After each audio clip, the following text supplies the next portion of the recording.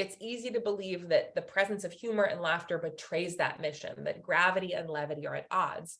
But our research here tells a different story, that if we're able to bring a bit more humanity and levity into work, that's often all it takes to make a big difference.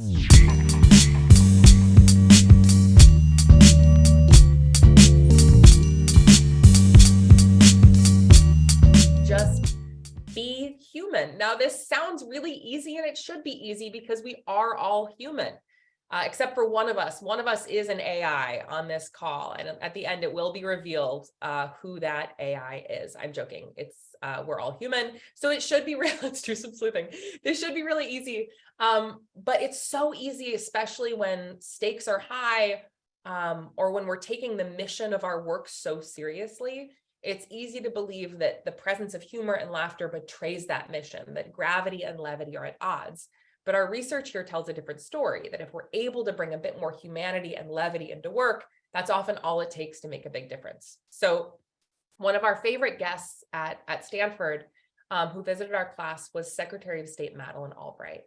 And Secretary Albright shared many stories with our students about how she used humor in high stakes moments. But one of our favorites was from a time when she was going into a negotiation with the Russian foreign minister. And shortly before this negotiation, she learned that the Russian government had bugged the US State Department, which of course was a serious breach in international diplomacy.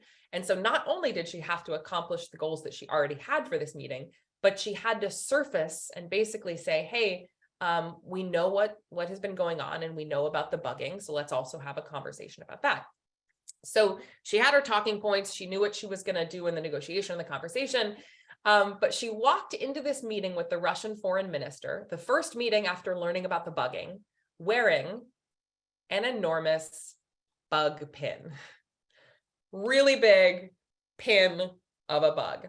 And she walked in, she said that she looked at him, she looked down at the pin, she looked back at him, he looked at her, looked down at the pin, looked back at her.